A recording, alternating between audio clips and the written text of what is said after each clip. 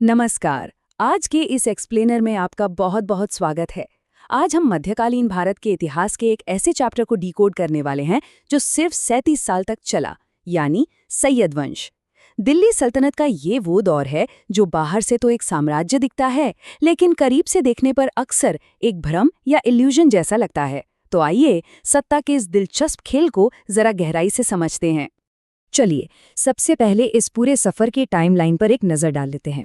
कहानी शुरू होती है 1398 में तैमूर के विनाशकारी आक्रमण से। फिर 1414 में इस वंश की आधिकारिक स्थापना होती है।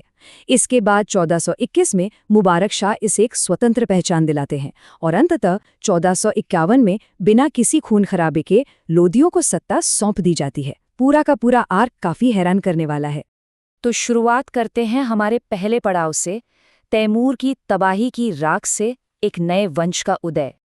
देखिए, 1398 में जब तैमूर ने दिल्ली पर वो खौफनाक हमला किया था ना, तो पीछे बस तबाही और सत्ता का एक बहुत बड़ा खालीपन छूट गया था। लेकिन कहते हैं ना कि हर तबाही किसी के लिए एक नया मौका भी लेकर आती है। ये मौका मिला मुल्तान के पूर्व गवर्नर खिज्र खान को। लौटते समय तैमूर ने उसे पंजाब का अपना प्रतिनिधि या डिप्टी नियुक्त कर दिया। यहीं से इस वंश के उदय का रास्ता साफ हुआ। और फिर आता है 1414 का वो टर्निंग पॉइंट। खिज्र खान ने सही मौके पर अपनी पूरी ताकत बटोरी, दिल्ली के तत्कालीन शासक मल्लू इकबाल खान को हराया और फाइनली दिल्ली पर कब्जा करके आधिकारिक तौर पर सैयद वंश की नींव रख दी। अब बढ़ते हैं आगे और बात करते हैं उस बड़े ऐतिहासिक डिबेट की जो इस वंश की असली पहचान यानी उनके सैयद होने को लेकर है। असल में ये लोग थे कौन, ये एक बहुत बड़ा सवाल है।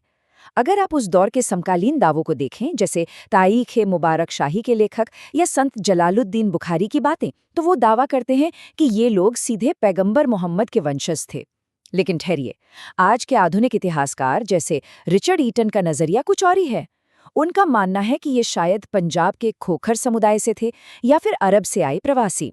खैर, ऐतिहासिक सच्चाई जो भी हो, एक बात तो बिल्कुल तय है कि खुद को सैयद कहलवाने से उन्हें अपनी सत्ता को वैध और मजबूत बनाने में एक जबरदस्त राजनीतिक फायदा मिला। चलिए, अब देखते हैं कि कैसे ये वंश एक जागीरदार की स्थिति से निकलकर पूरी तरह एक स्वतंत्र संप्रभु बन गया।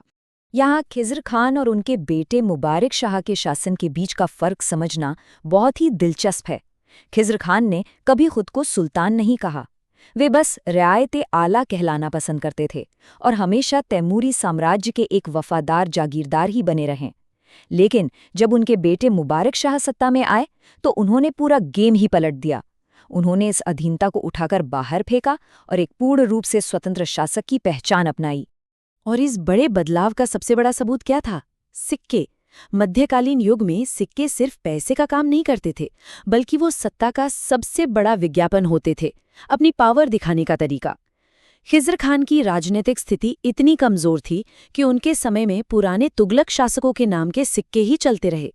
इसके ठीक उलट मुबारक शाह ने अपनी आज़ादी और संप्रभुता का डंका पीटने के लिए निडर होकर नए सिक्के ढलवाए और सीधे खलीफा के प्रति अपनी निष्ठा व्यक्त की। ये एक बहुत बड़ा राजनीतिक स्टेटमेंट था।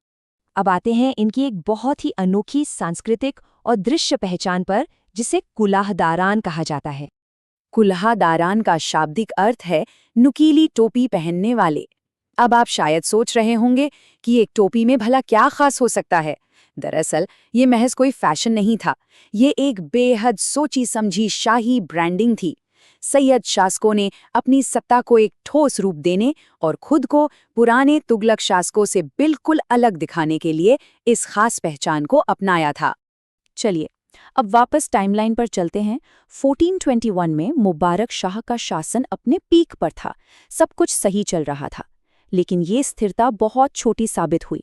1434 में मोहम्मद शाह का आना और फिर 1445 में बेहद अयोग्य आलम शाह की सत्ता संभालते ही इस राजवंश का पतन इतनी तेजी से शुरू हुआ जिसकी किसी ने कल्पना भी नहीं की थी। और यहीं से हम उस दौर में प्रवेश करते हैं जहां विद्रोह और अफगानों के उदय ने इस साम्राज्य को अंदर से खोखला कर दिया। प्रशासन पर से केंद्र की पकड़ बिल्कुल छूटती जा रही थी। कटेहर और इटावा में लगातार बगावतें हो रही थी। मुल्तान, जो कभी उनका गढ़ था, वो लंगाहों के अधीन पूरी तरह स्वतंत्र हो गया। ऊपर से सरवर उल मुल्क जैसे रईस महल के अंदर ही साजिशें रच रहे थे। लेकिन सबसे बड़ी विडंबना पता है क्या थी? प्रशासन को संभालने के लिए जिन अफगान रईसों को ताकत दी गई थी, उसी ने लोदियों की शक्ति को इतना बढ़ा दिया कि वे ही सैयदों के सबसे बड़े सिरदर्द बन गए। और इसी के साथ हम पहुंचते हैं अपने आखिरी और सबसे हैरान करने वाले अध्याय पर, लोदियों को सत्ता का शांतिपूर्ण समर्पण। इस राजवंश का अंत किसी भयंकर युद्ध से नहीं, बल्कि हैरान कर देने वाली लीडरशिप की कमी से हुआ कुछ यूं कि सुल्तान आलम शाह ने अपनी सारी जिम्मेदारियां अपने ही मंत्री हामिद खान के कंधों पर डाल दी। इस कमजोरी का पूरा फायदा उठाकर हामिद खान ने बहलोल लोधी को दिल्ली आमंत्रित कर लिया, और फिर जो हुआ वो इतिहास में शायद ही कभी देखने को मिलता है। सुल्तान आलम शाह अपनी मर्जी से, स्वेच्छा से पीछे हट गए। 19 अप्रैल 1451 ये मध्यकालीन इतिहास की सबसे अनोखी तारीखों में से एक है। बिना तलवार उठाए, बिना एक बूंद खून बहाए, अलाउद्दीन आलम शाह ने बहलोल लोदी को अपना पूरा सिंहासन सौंप दिया, और खुद वे बड़ी शांति से बदायूं चले गए, जहां 1478 तक उन्होंने अपना बाकी का जीवन बेहद सुकून से बिताया। उस हिंसक युग के किसी भी सुल्तान के लिए ऐसी विदाई सच में अकल्पनीय थी। तो जाते जाते मैं आपको इस विचार के साथ छोड़ना चाहता हूं। सोचिए जरा, एक ऐसा राजवंश जिसकी नींव ही तैमूर के खौफनाक आक्रमण और खून खराबे की राख से निकली हो, वो अंततः इतने शांत और स्वैच्छिक समर्पण के साथ कैसे खत्म हो सकता है? ये एक ऐसा विरोधाभास है जो हमें ये सोचने पर मजबूर करता है कि कभी-कभी मध्यकालीन साम्राज्यों की ये जो सत्ता और शक्ति होती है ना, वो बस एक भ्रम, एक इल्यूजन से ज्यादा कुछ नहीं होती। इस एक्सप्लेनर में मेरे साथ जुड़ने के लिए आपका बहुत बहुत धन्यवाद। उम्मीद है आपको ये सफर दिलचस्प लगा होगा।